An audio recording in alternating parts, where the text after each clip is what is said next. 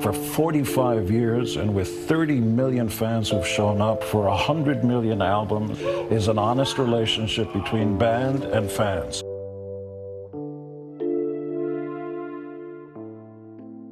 Gene Simmons has always been larger than life. From fire-breathing on stage to jaw-dropping interviews, the Kiss frontman built his name on being bold, loud, and impossible to ignore. But fame like his always comes with controversy.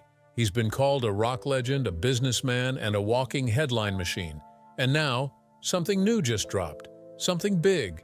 It's already breaking the internet, and fans are shocked. Is it another wild quote, a bold move, or something deeper? Join us as we look back at Gene Simmons' wild journey and what just went public. Born into struggle. Gene Simmons was born as Chaim Witz on August 25, 1949, in Haifa, Israel. His parents were Jewish refugees from Hungary who had survived terrible times during the war. His mother, Flora Kovacs, later known as Florence Klein and then Florence Lubowski, was born in a small Hungarian town called Yand. She was taken to Nazi concentration camps in 1944 and only released in May 1945 from a camp in Austria. Out of her whole family, only she and her brother Larry survived the Holocaust. Gene's father, Ferenc Witz, was a carpenter. He married Florence in 1946, and the couple moved to Israel the next year. Gene's early years were spent in a town called Tirat Carmel. His family followed Jewish traditions and religion. Life was hard. Gene would later say they were dirt poor and had to live on very little, like rationed bread and milk. At age 7, he started selling wild fruit on the roadside with a friend to make some money. When he turned 8, his parents separated. His mother took him to America and left their old life behind. They moved to Queens, New York City. His father stayed in Israel and had more children, 1 son and 3 daughters. In New York, Chaim changed his name to Gene Klein, using his mother's last name. He tried a religious Jewish school for a short time, but later went to public school. He finished high school at Newtown High. Later, he studied at Sullivan County Community College, then moved on to Richmond College in Staten Island. He completed his degree in education in 1970, but teaching would not be the path that made him famous.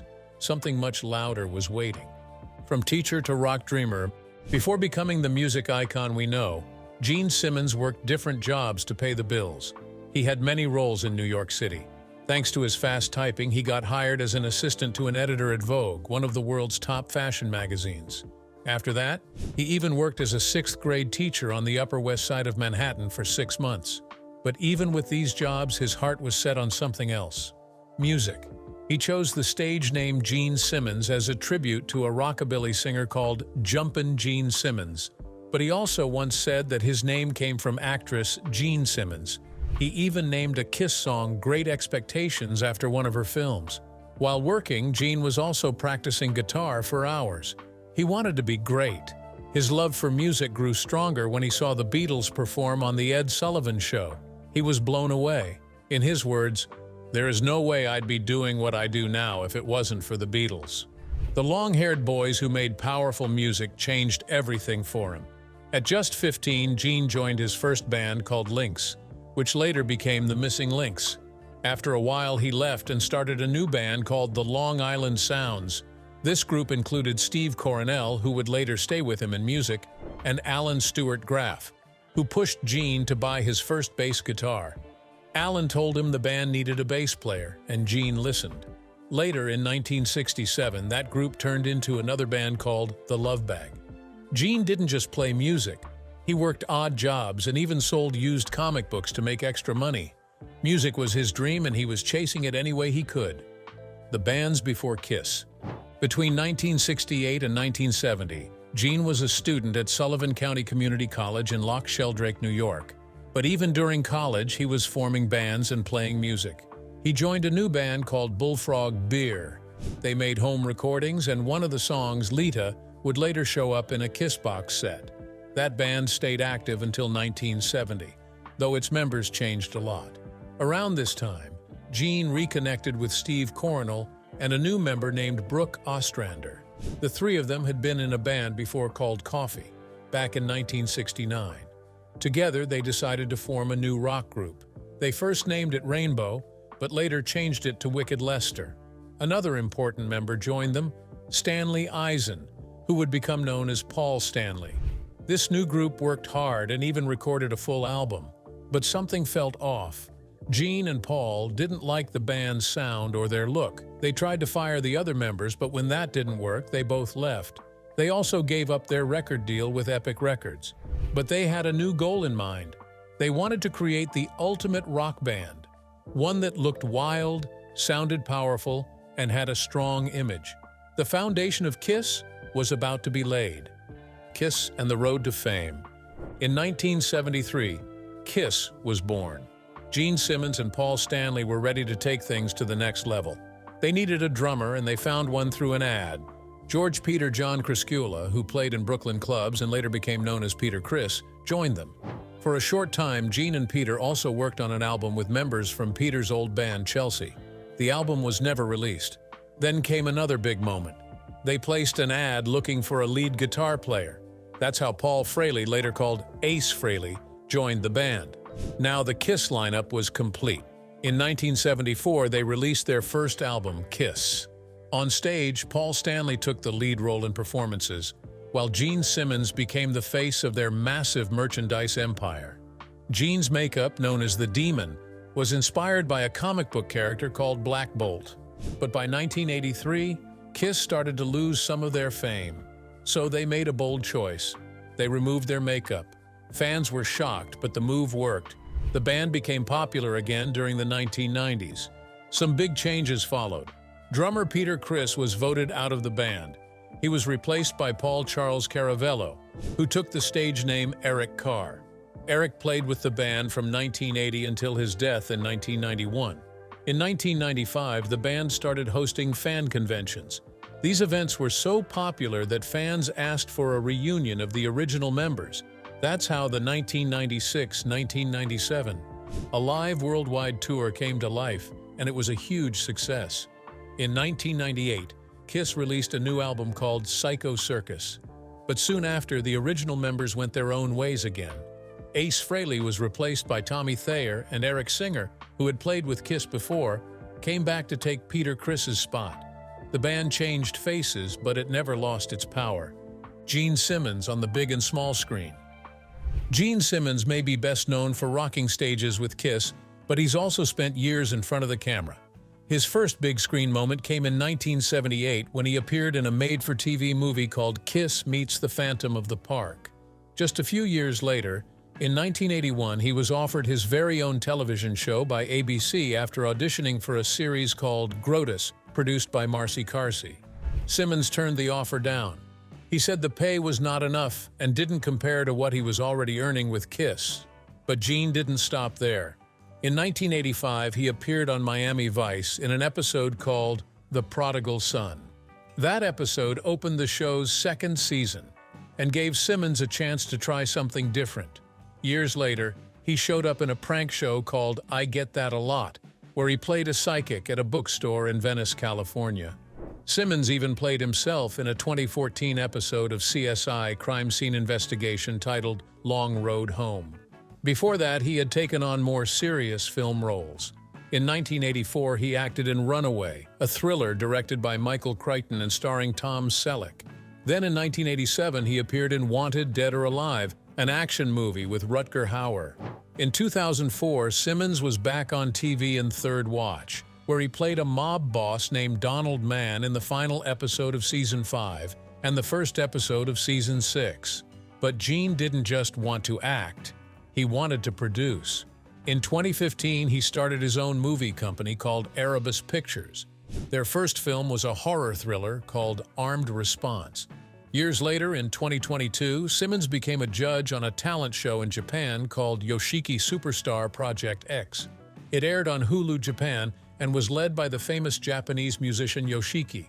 Gene was even chosen to introduce Yoshiki at his handprint ceremony at the TCL Chinese Theater in September 2023.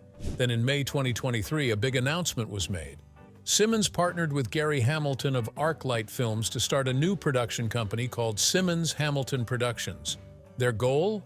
To make 25 movies in 5 years. These would be action, thriller, and franchise films.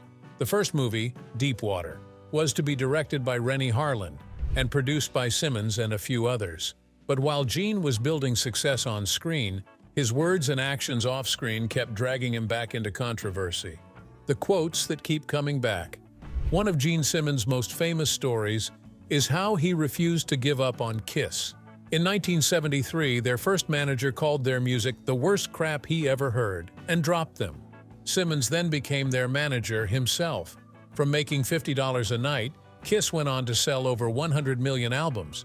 But even with this success, Simmons stayed blunt, and sometimes way too blunt. Over the years, he's said many things that shocked fans. Some even found them offensive. His own son, Nick Simmons, once wrote in Vice that his father was full of crap. That's strong coming from your own child. Still, some fans say Gene's big ego and sharp tongue are part of what makes him fun to watch. After all, this is someone who fought his way to the top. He dealt with bad reviews, turned down record labels, and saw many friends fall to drugs or alcohol. He kept going. For some, that shows strength, but for others, it's hard to ignore what he says. And Simmons doesn't slow down. In 2017, he made headlines again for something that really confused people: the devil horns mistake. Anyone who loves rock music has seen the devil horns hand gesture.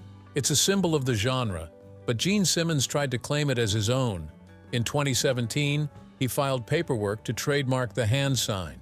He said he was the first to use it during a 1974 tour. The trademark would mean that other artists, even ones like Avril Lavigne, Katy Perry, or Justin Bieber, might need to pay him if they used the sign during shows or pictures. But fans quickly pointed out that he wasn't the first to use the gesture. In 1966, John Lennon made a similar hand sign on a Beatles album cover. In 1969, it appeared again on a record by a band called Coven. Many thought Gene's claim was ridiculous and made fun of him online.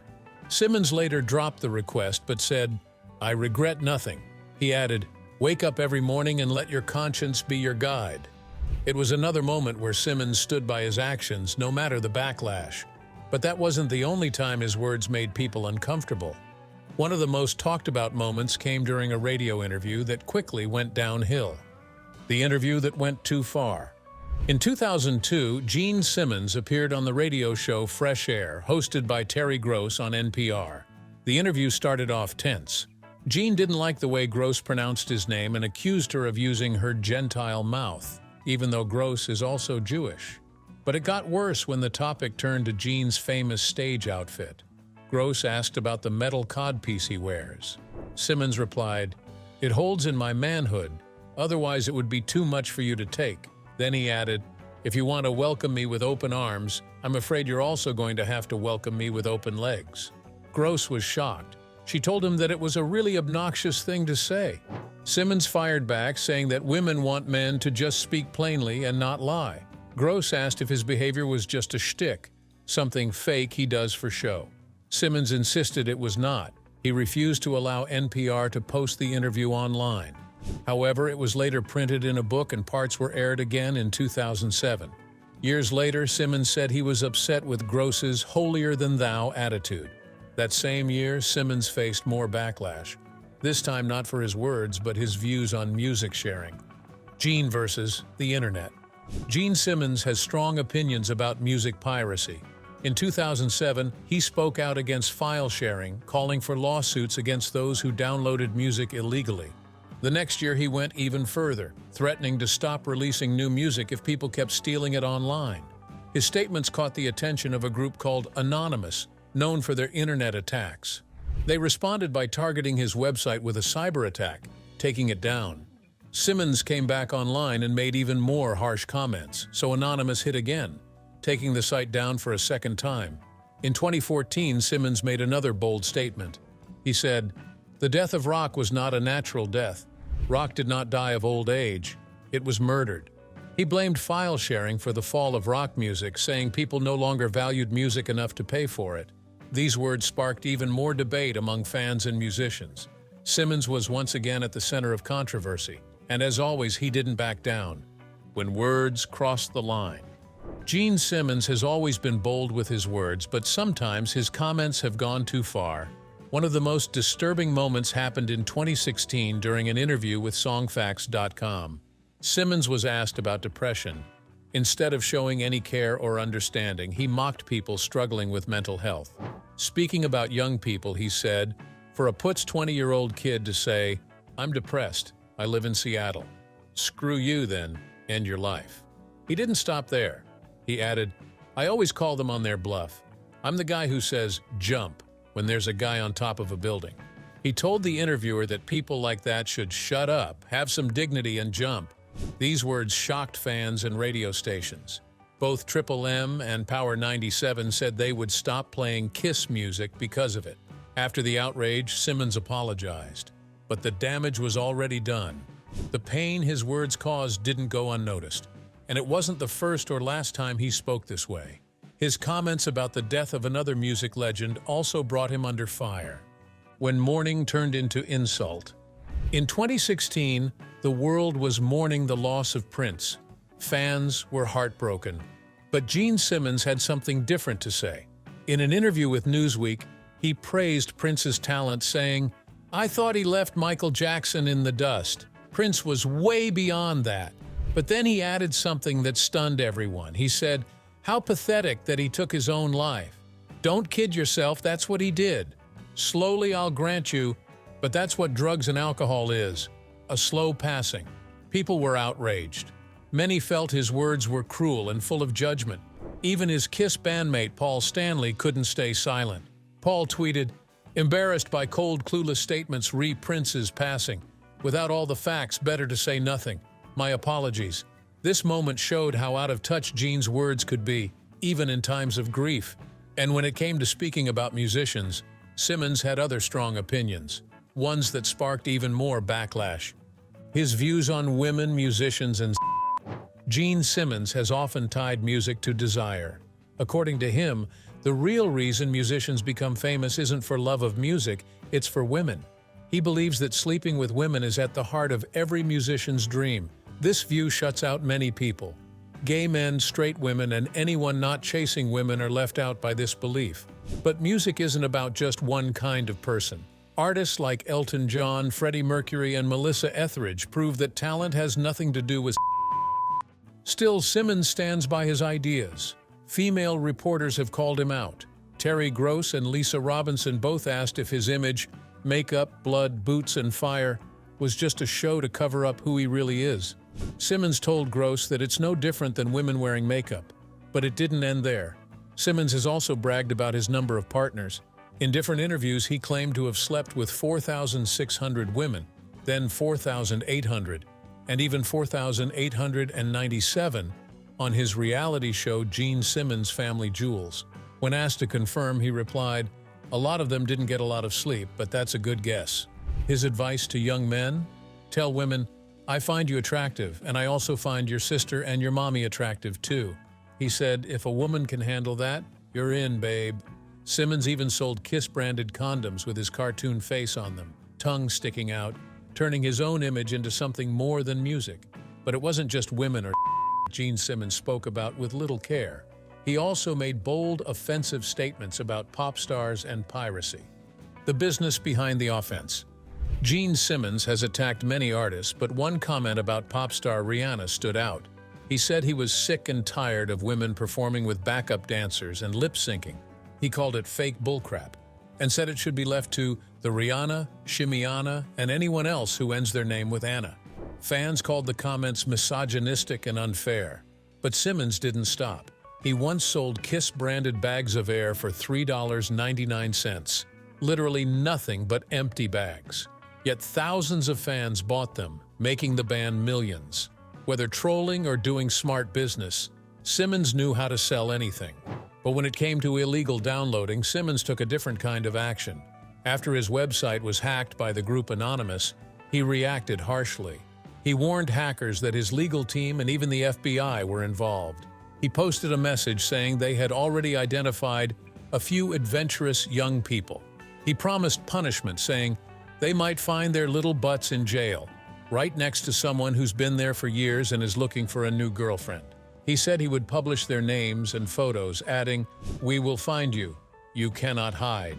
This harsh tone brought more attention to the already heated battle between Simmons and the hackers. And all of this was still on top of his failed attempt to trademark the devil horns hand gesture and his outburst on national radio. Over and over, Simmons found new ways to stir trouble, and no matter how wild it got, he never seemed to regret any of it. From criticizing artists to attacking a culture. You see, Gene Simmons has always had strong opinions, especially when it comes to music, but sometimes his words go beyond criticism. He once attacked Guns N' Roses and blamed their downfall on Axl Rose. Simmons said, "Guns N' Roses could have been the best band in the world, and the reason they're not is because of Axl Rose." He blamed Axl for drug and alcohol issues and even said, "A good beating would have helped." Many felt Simmons was being harsh, especially since others in the band had serious substance problems too. Then came his rant about Islam. During an interview on Australian radio, Simmons called Islam a vile culture.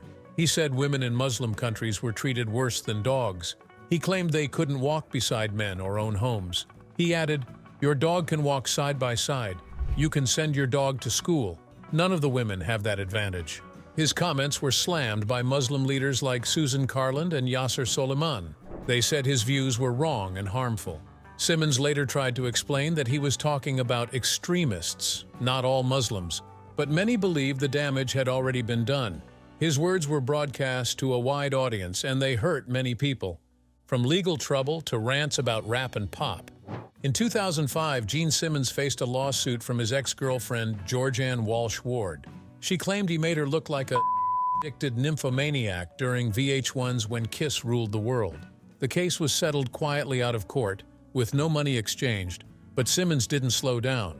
In 2016, he took aim at rap music. In a Rolling Stone interview, he said, "Rap will die. Next year, 10 years from now at some point." He said he looked forward to the day music came back to lyrics and melody. Simmons added, "I don't have the cultural background to appreciate being a gangster," and claimed that gangster life was the heart and soul of rap. Many people felt his words were racist and showed he didn't understand the culture or history behind the genre. Simmons also insulted Madonna after her 2012 Super Bowl performance. "I love all karaoke singers. I love all the girl singers who get up and sing with tapes. Shame on you," he said.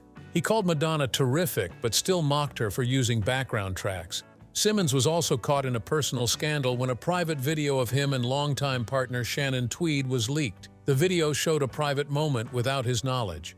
Simmons quickly bought the rights to the video and sent legal threats to the website that posted it.